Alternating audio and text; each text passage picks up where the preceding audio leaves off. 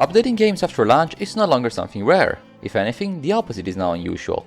Every title receives patches after launch, some being small bug fixes, while others are full redesigns of fundamental parts of the game, transforming some titles quite noticeably, usually for the better.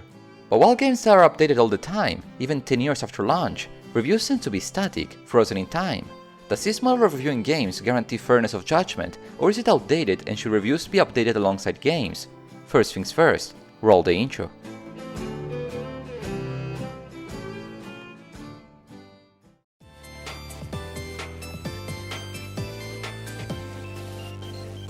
In May 2015, Nintendo released the first Splatoon game, a multiplayer game for the Wii U with quite a creative concept. The game was a success, being now part of a trilogy of games, but I recall that when the game launched 10 years ago, it was a bit controversial. You see, Nintendo decided to release the game with only 5 multiplayer maps, and promised to release new ones every 2 weeks or so, a promise they maintained. This meant that the game from release to when the sequel was announced changed drastically, going from a nice proof of concept to a strong title for the Wii U lineup. So how did reviewers discuss the title at launch? Well, that was the whole controversy. There was no consensus whether the game should have been judged based on the launch content, the promised content, or the updated content. It would have been dishonest to give the game a high grade based solely on promises, but it would have been pedantic to be harsh on the game that by design worked as a live service. So, what to do? No answer was wrong per se, so every reviewer tackled the issue differently, and it just kept re-emerging more and more often after that. Titles like Cyberpunk and No Man's Sky improved over time, but not all grades they got were updated. Is it fair that these reviewers did not take in consideration future improvements? But on the other hand, is it fair for the consumer to have always changing reviews? After all, there are going to be people buying the game at launch, and you need consistent grading. As you can imagine, these are quite complex questions that have complex answers. In my opinion, there's merit to both sides of the argument, even if I lean towards more the argument that updating reviews is a net positive. In today's video, I would like to address the pros and cons of updating reviews, and the rationality behind either decision, and of course to give you my humble take on the topic.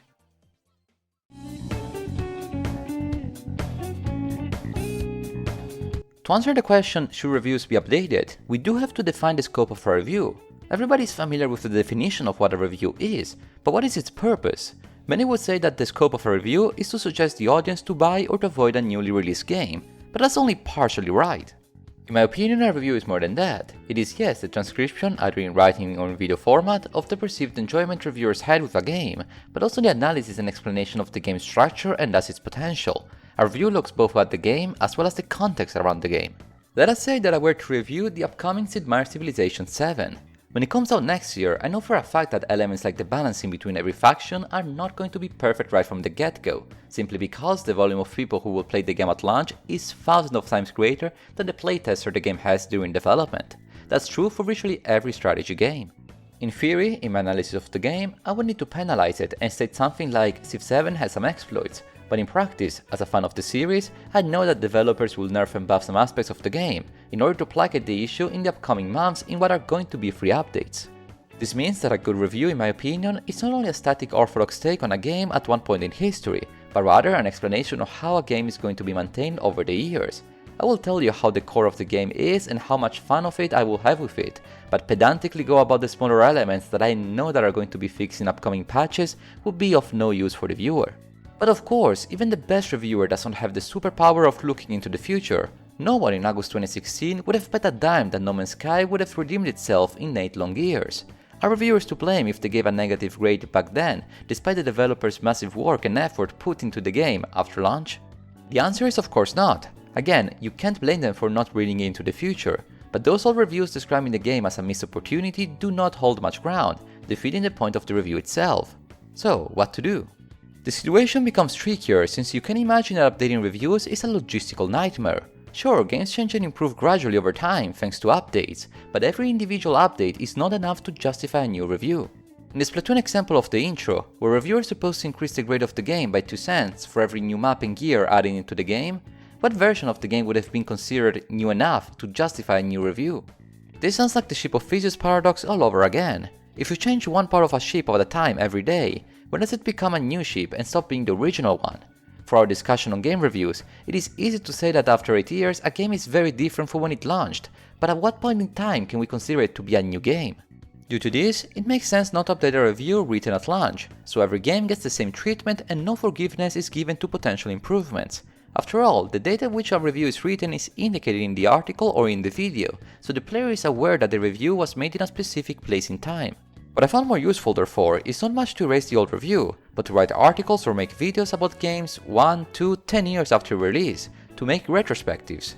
A review of the first Fallout game, written in 1997, today may feel quite outdated, as a relic of the past, but a retrospective that evaluates the game 25 years later, like the one TK Mantis or I did, could be more useful and complete. If a game is re-released under a new edition such as Director's Cut, Definitive, Deluxe or Game of the Year, I think it is always wise to redo its review. When I had a small review website with my best friends Dandos and Tito years back, we decided to write the Total War Rome 2 review basing it on the Emperor edition, the free big update that fixed major technical issues, improved the visuals and enhanced the enemy's AI. We reached the conclusion that making a review of an obsolete version of a game was not only misleading, but practically speaking useless for the purposes of the reader.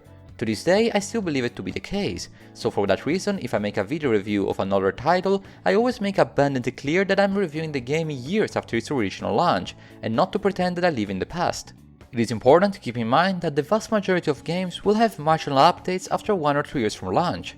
As a general rule of thumb, the first year a game is released is the year that is going to contain the great majority of updates, including bug fixes, optimization, balancing and quality of life improvements.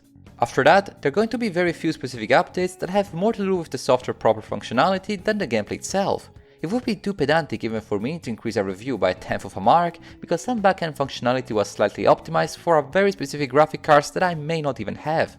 This means that retrospectives made on a game, say Just Cause 3, 2 years after launch, 4 years after launch or 6 years after launch, would vary quite little in content. Not to say that long-term support of a game is not appreciated, but it takes a lot to quote-unquote nullify all the reviews. The same cannot be said however for free-to-play multiplayer games like Fall Guys that has introduced a lot of content in various seasons, or the first Overwatch that just disappeared from existence, going from Game of the Year 2016 to digital ashes.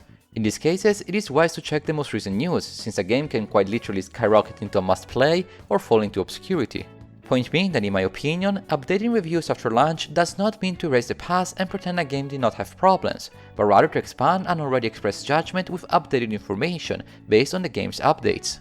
Luckily for me, I don't use grades in my reviews, so I do not have this moral dilemma of updating a number, but if you do, I think it would be interesting for the reader to see a before and after grade, like when a teacher increases a grade on an essay's first draft.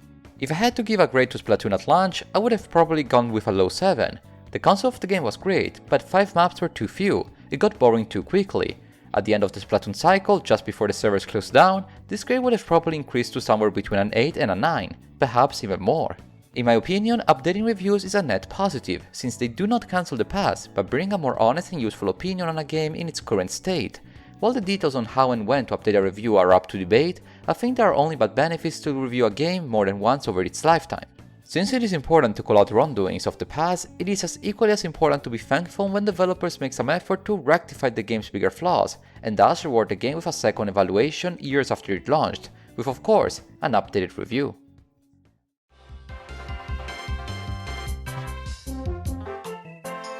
Reviews are a bridge between a reviewer's take on a game and the trust the readers give to the reviewer before playing the game. I believe it is more than sensible that these bridges are maintained and improved over time, in order to deliver an improved judgment over an improved video game.